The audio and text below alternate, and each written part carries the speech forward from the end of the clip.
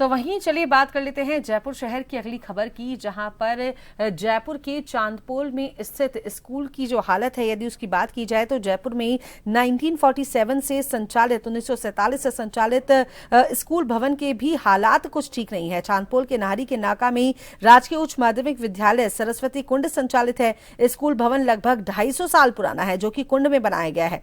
School principal ने बताया कि भवन के मालिकाना हक को लेकर मामला कोर्ट में है। ऐसे में फंड स्वीकृत होने के बाद भी काम नहीं हो पा रहा। स्कूल का मौके से जायजा लिया हमारे संवाददाता अनिल सेन ने।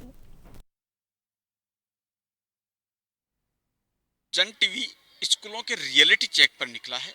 झालावाड़ की घटना के बाद में आखिरकार ये देखा जा रहा है कि जयपुर शहर के स्कूलों की स्थिति क्या है, और ख़ास तौर से वो भी स्कूलें हैं क्या जहां पर एक तरह से पुरानी बिल्डिंग हो या फिर वर्षों से पुराने भवन में स्कूल चल रहे हों। हम आपको दिखाएंगे एक तस्वीर। पीछे बरगद का पेड़ है। ये पेड़ जितना पुराना है उतनी ही पुरानी ये स्कूल और स्कूल का भवन है। अंदाज़ा आप लगा सकते हैं।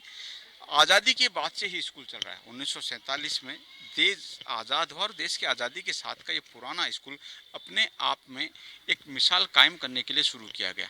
लेकिन बिल्डिंग की अगर बात की जाए, क्योंकि बिल्डिंग के छज्जे जिस तरह से नहीं हैं, उसको देखकर अंदाज़ा लगाया जा सकता है कि ये जो बिल्डिंग, ये जो भवन है, ये लगभग 200 से 250 साल पुरानी है। यहाँ के स्कूल संचालक भी यही बात कहते हैं कि भवन बहुत पुराना है, और 1947 में जब ये उनको जगह मिली थी, उस दौरान भी ये भवन काफ़ी पुराना रहा था।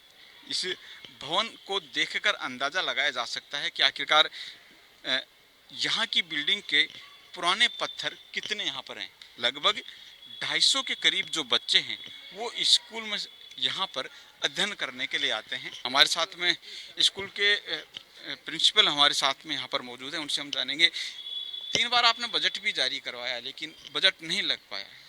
देखिए सर कि यहाँ पे समय समय पे बजट जारी हुआ है। ये 1947 से प्राइमरी स्कूल के रूप में ये विद्यालय संचालित हुआ था।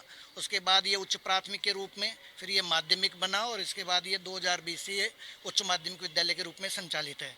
समय समय पे पीडब्ल्यूडी के द्वारा, विभाग द्वारा इसकी मरम्मत का बजट भी जारी है, और मरम्मत तो इसकी हुई है, बीच बीच में करवाई गई भी है। हमने नव कक्ष निर्माण के लिए भी समग्र शिक्षा अभियान से हमारे पास में जो है बजट आया, 3 कमरों का 33 लाख एक बार आया। उससे गत वर्ष में भी हमारे पास कंप्यूटर कक्ष के लिए 11 लाख रुपए आए। पर चूंकि विद्यालय में जब कक्ष निर्माण की बात आती है तो ये देखा जाता है कि कोई भूमि विवादित तो नहीं है। स्कूल कुंड में नजर है, नाम भी वैसे सरस्वती कुंड है। जी। लेकिन पानी के दिन जब बरसात होती है, मानसून की बारिश होती है, लगता है कि शायद आसपास का पूरा पानी इसी क्षेत्र में आता होगा। उस दौरान आप लोग क्या व्यवस्थाएं करते हैं, क्योंकि स्कूल तो संचालित करनी है। देखिए, ये इस विद्यालय में ये सबसे बड़ी खास बात है। मैं पिछले 2-3 साल से यहाँ मैंने ये देख रहा हूँ कि यहाँ पर कितना ही पानी आए वो सोख जाता है, पानी बिल्कुल भी नहीं भरता है इस कुंड के अंदर।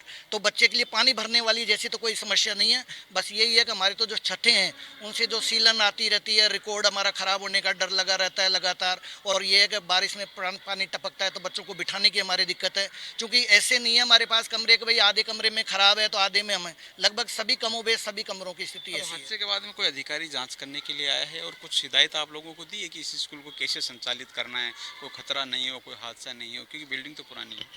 नहीं, जैसे हमारे अधिकारी आते हैं तो वो इसी बात का भी, आज ही जैसे पुलिस डिपार्टमेंट से भी आए हैं तो वो यही कह के गए भाई अगर कोई ऐसी चीज़ अनहोनी होने लगे तो बच्चों को कमरे में नहीं रखें, उस समय आप बाहर बुला लें। बिल्कुल, विभाग रिपोर्ट तो लेता रहता है लेकिन बाध्यता है कोर्ट की। अब देखना होगा कि आखिरकार बिल्डिंग 200-250 साल जो पुरानी यहाँ पर चल रही है उसके ऊपर विभाग की नज़र कब होती है, कोर्ट स्टे हटता है या नहीं हटता है, या फिर स्कूल को दूसरी जगह संचालित किया जाता है। ये सभी कुछ विभाग के ऊपर टिका हुआ है। सहयोगी मनोरंजन रेसिया के साथ अनिल सेन, जन टीवी जयपुर।